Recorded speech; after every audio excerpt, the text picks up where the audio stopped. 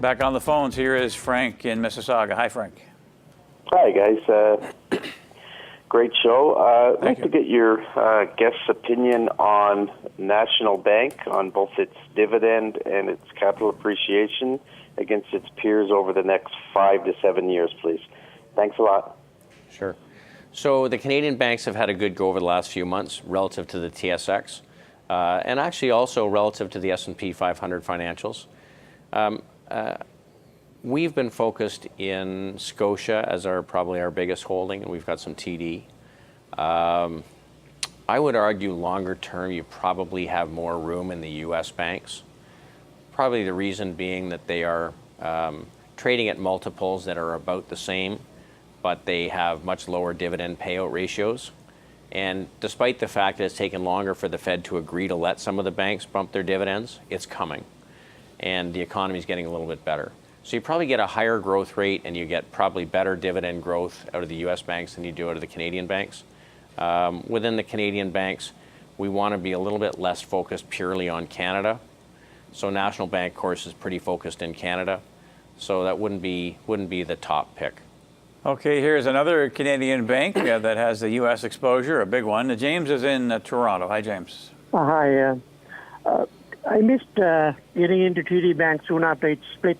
So do you envisage a strong possibility that it could pull back to 53 or 52 this summer? Thank you. Right. So James, there should be good support, $52 or $53. This stock's acting really, really well. Their U.S. business, I think, is certainly coming along. Canadian business is very strong.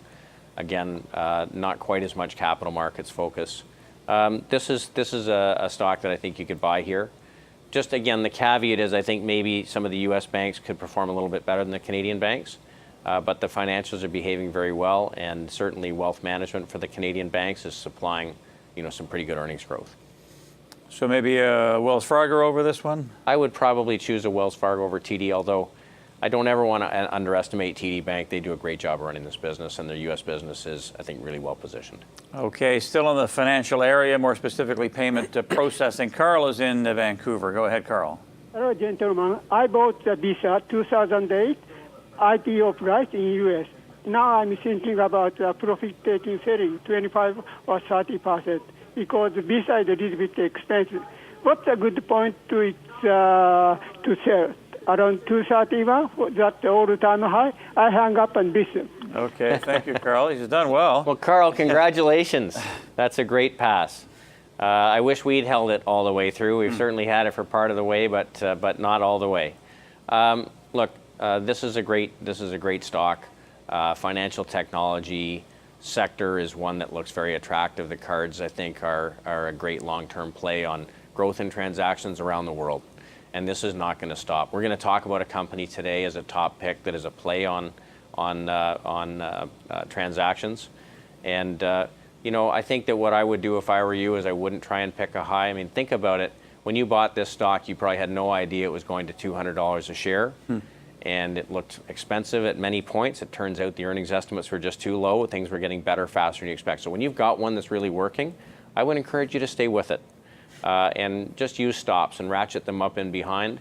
If we are in a better environment, as we believe we are, and the economies slowly improve, I think that there are great secular themes behind electronic payments, and Visa probably is very well situated to take advantage of that. So I'd stay with this one and just run a stop in behind. This stock was above its 200-day moving average for about 2.5 years, broke below it for a little while, now back above it. And that goes back to one of your mantras, let your winners run. Yeah, absolutely. In a tough market, I think we wind up winning some business because we're very focused on playing defense. I mean, we get defensive very quickly. But having said that, there's a time to play defense and there's a time to have the pedal down a little bit, and don't be afraid of success.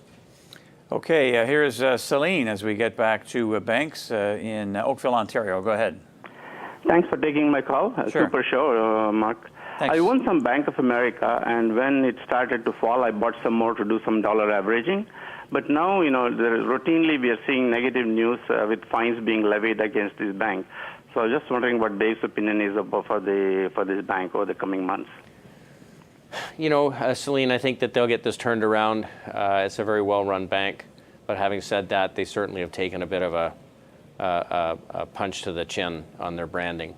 If I were making an investment today, I would wait to see the sentiment get a little bit better. I'd like to see them execute a little bit better to add a new position here.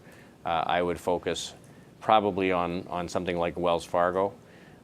Frankly, though, again, I would be more interested in focusing on an asset manager as opposed to a bank or an insurance company that is a very strong business in wealth management, because if we're in a new secular bull market, we could be in a market that it behaves very differently the last 12, 13 years. You could get, good long run in front of us of much higher returns than we're used to, and that would be great for wealth management businesses. Okay, David, another pause. More questions on the other side. Stay tuned.